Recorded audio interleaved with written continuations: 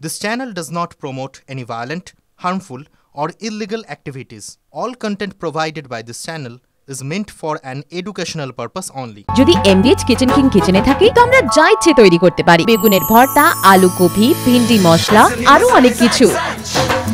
MBH এবার একটু মুর্শিদাবাদের দিকে তাকাই নাকি, মানে ভোট চলছে, সেখানে সমবায় নির্বাচন চলছে, কিন্তু সমবায় নির্বাচনে বাংলা ঠিক পরিস্থিতিটা কিরকম দেখবেন? মুর্শিদাবাদের দৌলতাবাদ সমবায় ভোট ঘিরে পরিস্থিতিটা দেখুন, একবার সেই ছবিটা আপনারা দেখুন।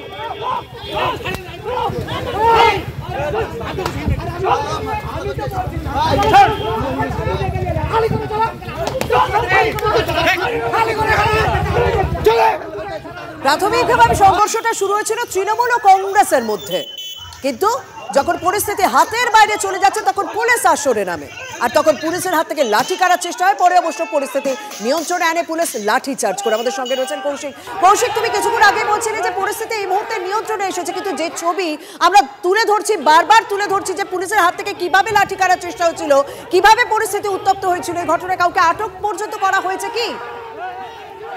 এই ঘটনায় কিন্তু এখনো পর্যন্ত 6 জন আটক করা হয়েছে এবং সেই 6 জন কিন্তু চিহ্নিত 4 জন রয়েছে তৃণমূলের কর্মী এবং 2 জন রয়েছে কংগ্রেসের কর্মী। প্রথমে কিন্তু তৃণমূল এবং কংগ্রেসের মধ্যে বচসা বাঁধে, সেই বচসা আস্তে আস্তে যে এতটা নিয়ন্ত্রণের বাইরে চলে যায়, সেই সময় পুলিশ পৌঁছালে পুলিশের লাঠি কাটার চেষ্টা হয় এবং তারপর কিন্তু পুলিশ লাঠিচার্জ করতে বাধ্য হয় এবং ঘটনায় পুলিশ লাঠিচার্জ শেষ বেশ লাঠিচার্জ করে এবং যে পুলিশের লাঠি যে কাটার ঘটনা ঘটছিল বা যেরকম পুলিশকে লক্ষ্য করে উদ্বৃষ্টি করার চেষ্টা করা হচ্ছিল, সেই ঘটনায় কিন্তু 6 জনকে গ্রেপ্তার করা হয়েছে এবং তারা চিহ্নিত হয়েছে যে 4 জন তৃণমূল কর্মী এবং 2 জন কংগ্রেসের কর্মী। শুধুমাত্র সমবায়ের একটা নির্বাচন, সেই সমবায়ের নির্বাচনকে কেন্দ্র করেই কিন্তু এই ভয়ঙ্কর পরিস্থিতি ধারণ করে। বাংলার ভোট মানে যেরকম বলে পরিবেশ একদম। কৌশিক, তুমি আমাদের সঙ্গে থাকো, আমরা আরো একবার সেই ছবিটা দেখাবো। প্রথমে কি হয়েছিল, মাটিতে ফেলে একে অপরকে লাথি ঘুষি মারছিল তৃণমূল ও কংগ্রেসের কর্মী সমর্থকরা। ক্যাম্প অফিস ভাঙচুর করা হয়, আর যখন পরিস্থিতি নিয়ন্ত্রণে আনতে যায় তখন পুলিশও আক্রান্ত হয়, গায়ে হাত তোলা হয় পুলিশের, পুলিশকে ধাক্কা দেওয়া, হাত থেকে লাঠি কাটার চেষ্টা হয় এবং অবশেষে পুলিশ ব্যাপক লাঠি চার্জ করে। এই ঘটনায় 6 জনকে গ্রেপ্তার করা হয়েছে, তৃণমূল এবং কংগ্রেস মিলিয়ে 6 জনকে গ্রেপ্তার করা হয়েছে। সেক্ষেত্রে এই মুহূর্তে দাঁড়িয়ে ভোট কি শান্তিপূর্ণভাবে হচ্ছে? তবে আমি একটা প্রশ্ন করব, যে এই ভোটকে কেন্দ্র করে এত পরিস্থিতিটা উত্তপ্ত হয়ে উঠলো কেন? সেখানে কি ভোটের অঙ্ক একটুখানি কেউ এগিয়ে পিছিয়ে বেশিই রয়েছে? কৌশিক, দেখো, যে দৌলতাবাদের যে সমবায় নির্বাচন, সেখানে কিন্তু ভোটের অঙ্কে কোথাও যেন বিরোধীরা এগিয়ে রয়েছে এমনটা আশঙ্কা করছিল তৃণমূল। তার থেকে কিন্তু ভোটদানে দলের মধ্যে কথা বলো, তোমার অডিও ব্রেক করছে, তুমি যদি জায়গা পরিবর্তন করো। যে আশঙ্কাটাই করা হচ্ছিল যে বিরোধীরা হয়তো এই সমবায় ভোটে এগিয়ে রয়েছে, এরকম একটা কোথাও আশঙ্কা প্রকাশ করেছিল।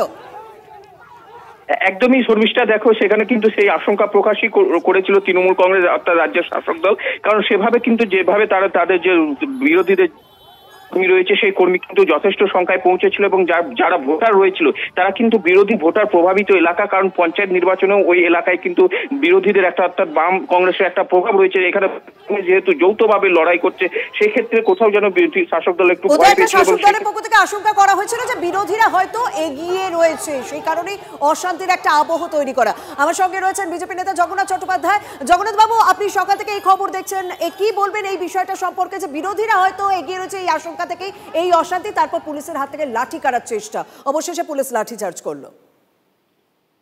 দেখুন, একটা সমবায়, তাও কি একটি প্রাইমারি কোঅপারেটিভ নির্বাচনে যদি এই পরিস্থিতি হয়, পশ্চিমবঙ্গে বিধানসভা লোকসভা ভোট কিভাবে শাসক দল লুট করার জন্য উদ্যত হয় এখন বুঝতেই পারছি। অত্যন্ত দুঃখের যে পশ্চিমবঙ্গে ভোট কার্যত প্রহসনে পরিণত হচ্ছে এবং পুলিশ যেহেতু দুধেলদের দেখলে দুধেলদের সংরক্ষণের জন্য সবসময় ব্যবস্থা নেয়, কোনো দমনমূলক আচরণ করে না, তাই যে পুলিশ তার পুলিশের লাঠি ওঠে না, দুধেলদেরকে স্যালুট করে, আজকে পুলিশ লাঠি তুলতে গেলে তাদের লাঠি কেড়ে নিতে এসছে। কারণ দুধেলরা জানে তাদের আক্রমণ করলে তারা দেখেছে পুলিশ কিভাবে টেবিলের তলায় আশ্রয় নেয়।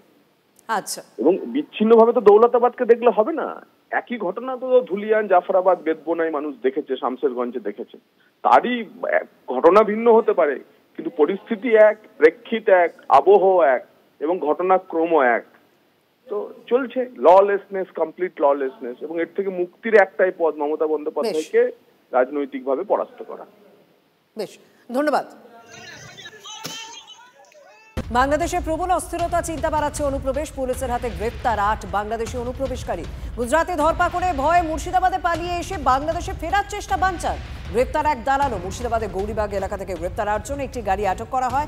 ধৃতদের 10 দিনে পুলিশ হেফাজতের আবেদন। ফের সীমান্তে চীনা লোগো সাঁটানো আগ্নেয়াস্ত্র সহ গ্রেপ্তার এক। মুর্শিদাবাদে ভারত বাংলাদেশ সীমান্তে জলঙ্গি থানা এলাকার ঘটনা। সীমান্তে বারবার আগ্নেয়াস্ত্র উদ্ধারের ঘটনায় নিরাপত্তা নিয়ে উদ্বেগ বাড়ছে। ধৃত আলী হোসেনের কাছে তল্লাশি চালিয়ে দুটি 7mm পিস্তল, 4টি খালি ম্যাগাজিন এবং 5 রাউন্ড গুলি উদ্ধার করেছে পুলিশ।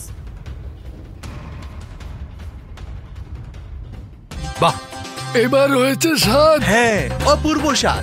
এমডিএচ এর চাঙ্কি চাট মশলা, জীবনে আসল স্বাদ জাগলো। আসল মশলা, এমডিএচ।